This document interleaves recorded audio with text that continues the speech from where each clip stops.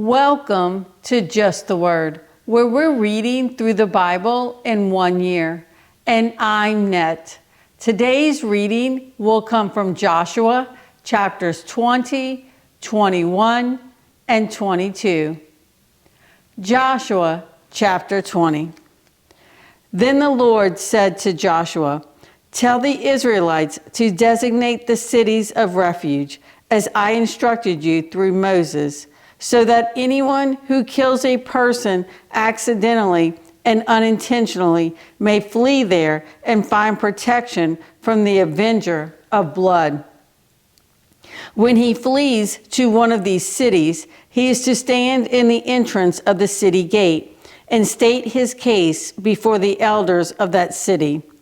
Then they are to admit him into their city and give him a place to live with them.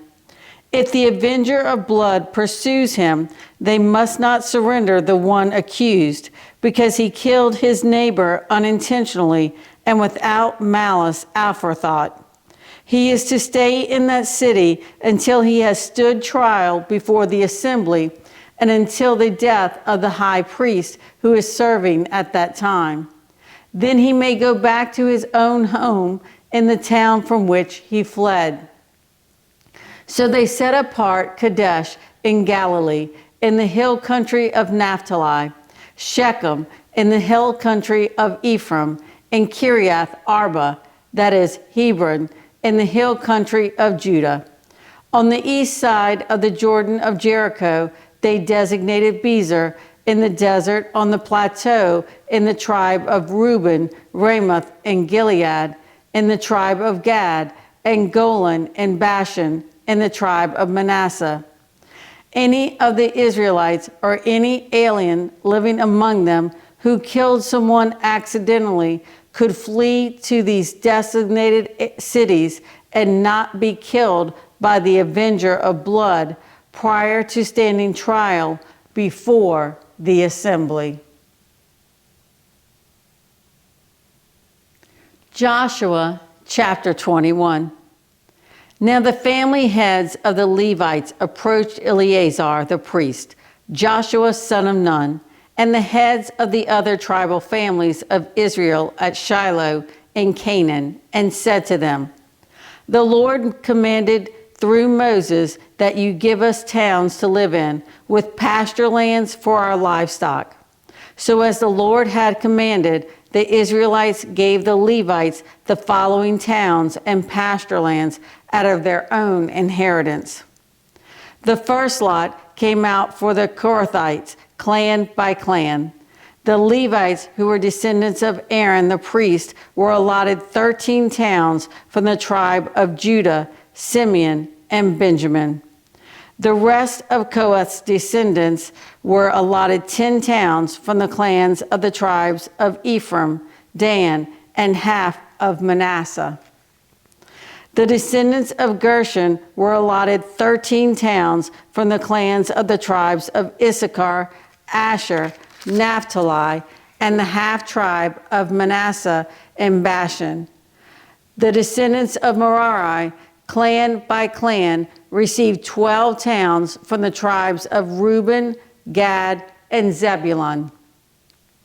So the Israelites allotted to the Levites these towns and their pasture lands, as the Lord had commanded through Moses. From the tribes of Judah and Simeon, they allotted the following towns by name.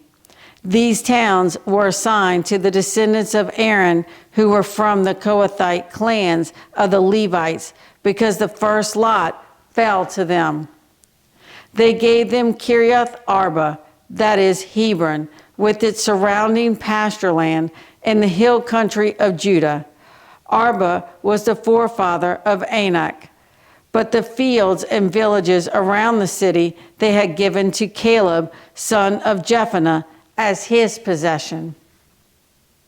So to the descendants of Aaron the priest, they gave Hebron, a city of refuge for one accused of murder, Libnah, Jattir, Eshtemoa, Holon, Debir, Ain, Judah, and Beth Shemesh, together with their pasture lands, 9 towns from these 2 tribes.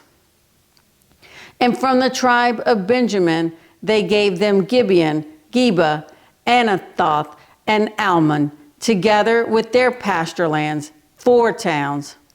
All the towns for the priests, the descendants of Aaron, were 13, together with their pasture lands. The rest of the Kohathite clans of the Levites were allotted towns from the tribe of Ephraim. In the hill country of Ephraim, they were given Shechem, a city of refuge for one accused of murder, and Gezer, Kibzaim, and Beth-horon, together with their pasture lands, 4 towns. Also from the tribe of Dan, they received Eltekeh, Gibbethon, Ajalon, and Gath-rimmon, together with their pasture lands, 4 towns. From half the tribe of Manasseh, they received Taanach and Gath-rimmon, together with their pasture lands, 2 towns. All these 10 towns and their pasture lands were given to the rest of the Kohathite clans. The Levite clans of the Gershonites were given from the half tribe of Manasseh, Golan and Bashan, a city of refuge for one accused of murder, and Be-eshterah, together with their pasture lands, 2 towns.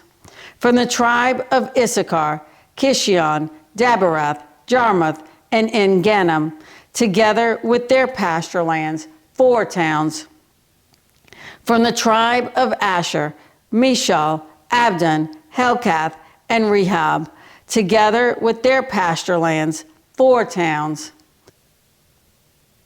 From the tribe of Naphtali, Kedesh in Galilee, a city of refuge for one accused of murder, Hamath-dor and Cardan, together with their pasture lands, 3 towns. All the towns of the Gershonite clans were 13, together with their pasture lands. The Merarite clans, the rest of the Levites, were given from the tribe of Zebulun, Jokneam, Karta, Dimnah, and Nahal, together with their pasture lands, 4 towns. From the tribe of Reuben, Bezer, Jahaz, Kedemoth, and Mephaath, together with their pasture lands, 4 towns. From the tribe of Gad, Ramoth in Gilead, a city of refuge for one accused of murder, Mahanaim, Heshbon, and Jazer, together with their pasture lands, 4 towns in all. All the towns allotted to the Merarite clans, who were the rest of the Levites, were 12. The towns of the Levites in the territory held by the Israelites were 48 in all, together with their pasture lands. Each of these towns had pasture lands surrounding it. This was true for all these towns. So the Lord gave Israel all the land he had sworn to give their forefathers, and they took possession of it and settled there. The Lord gave them rest on every side, just as he had sworn to their forefathers. Not one of their enemies withstood them. The Lord handed all their enemies over to them. Not one of all the Lord's good promises to the house of Israel failed. Every one was fulfilled. Joshua chapter 22. Then Joshua summoned the Reubenites, the Gadites, and the half-tribe of Manasseh, and said to them, "You have done all that Moses, the servant of the Lord, commanded, and you have obeyed me in everything I commanded. For a long time now, to this very day, you have not deserted your brothers, but have carried out the mission the Lord your God gave you. Now that the Lord your God has given your brothers rest as he promised, return to your homes in the land that Moses, the servant of the Lord, gave you on the other side of the Jordan. But be very careful to keep the commandment and the law that Moses, the servant of the Lord, gave you, to love the Lord your God, to walk in all his ways, to obey his commands, to hold fast to him, and to serve him with all your heart and all your soul. Then Joshua blessed them and sent them away, and they went to their homes. To the half-tribe of Manasseh, Moses had given land in Bashan, and to the other half of the tribe, Joshua gave land on the west side of the Jordan with their brothers. When Joshua sent them home, he blessed them, saying, "Return to your homes with your great wealth, with large herds of livestock, with silver, gold, bronze, and iron, and a great quantity of clothing, and divide with your brothers the plunder from your enemies." So the Reubenites, the Gadites, and the half-tribe of Manasseh left the Israelites at Shiloh in Canaan to return to Gilead, their own land, which they had acquired in accordance with the command of the Lord through Moses. When they came to Geliloth, near the Jordan in the land of Canaan, the Reubenites, the Gadites, and the half-tribe of Manasseh built an imposing altar there by the Jordan. And when the Israelites heard that they had built the altar on the border of Canaan at Geliloth, near the Jordan on the Israelite side, the whole assembly of Israel gathered at Shiloh to go to war against them. So the Israelites sent Phinehas, son of Eleazar the priest, to the land of Gilead, to Reuben, Gad, and the half-tribe of Manasseh. With him they sent 10 of the chief men, one for each of the tribes of Israel, each the head of a family division among the Israelite clans. When they went to Gilead, to Reuben, Gad, and the half-tribe of Manasseh, they said to them, "The whole assembly of the Lord says, how could you break faith with the God of Israel like this? How could you turn away from the Lord and build yourselves an altar in rebellion against him now? Was not the sin of Peor enough for us? Up to this very day, we have not cleansed ourselves from that sin, even though a plague fell on the community of the Lord. And are you now turning away from the Lord? If you rebel against the Lord today, tomorrow he will be angry with the whole community of Israel. If the land you possess is defiled, come over to the Lord's land, where the Lord's tabernacle stands, and share the land with us. But do not rebel against the Lord or against us by building an altar for yourselves, other than the altar of the Lord our God." When Achan, son of Zerah, acted unfaithfully regarding the devoted things, did not wrath come upon the whole community of Israel? He was not the only one who died for his sin.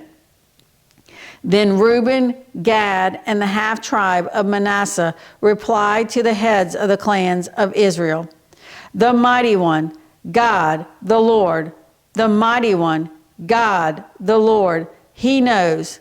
And let Israel know, if this has been in rebellion or disobedience to the Lord, do not spare us this day.